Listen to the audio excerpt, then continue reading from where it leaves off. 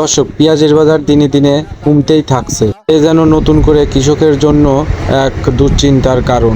সামনে হালখাতা, কৃষক কিভাবে কি করে হালখাতা করবে সেটা কৃষক নিজেও জানে না। আমি এই মুহূর্তে অবস্থান করছি সেই পাবনা জেলার ঐতিহ্যবাহী হাট সাথিয়া বোয়ালমারি পাইকারি পেঁয়াজের হাট থেকে।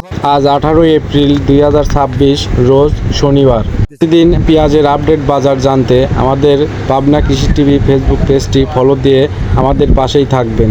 তো দর্শক, ভিডিওটি বেশি বেশি করে শেয়ার করে দিবেন, দেশ এবং দেশের বাইরের থেকে যেন দেখতে পারে ভিডিওর মাধ্যমে পেঁয়াজের বাজার মূল্যটা কেমন যায়। তো আর দেরি না করে চলেন আপনাদেরকে আজকের বাজার মূল্যটা জানিয়ে দেই।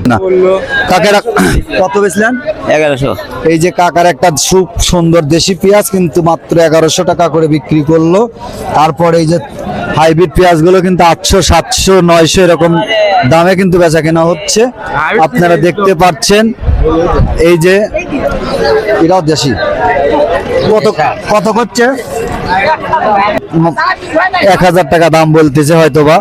ঠিক আছে, খুব সুন্দর দেশি পেঁয়াজ। আসলে এইভাবে যদি পেঁয়াজ ফাটা কয় টাকা বলতেছে? 340 টাকা। এই যে ফাটা পেঁয়াজ 340 টাকা মন। আসলে গাড়ি ভাড়াই কিন্তু 1 মন পেঁয়াজ বেচে হচ্ছে না কৃষকের, বা এই 1 মন ফাটা পেঁয়াজ বিক্রি করে সে কিন্তু আসলে 1 কেজি সয়াবিন তেলও কিনতে পারবে না। তাই এই অবস্থা যদি আমাদের কৃষকের দাঁড়ায় তাহলে কিন্তু সামনের বার কিন্তু কৃষক পেঁয়াজ চাষ করতে পারবে না, কারণ তারা ক্ষতিগ্রস্ত এবার পেঁয়াজের দাম না থাকার কারণে। তাই কোনো পণ্যই কিন্তু দোকানদাররা বাকিতে দেবে না।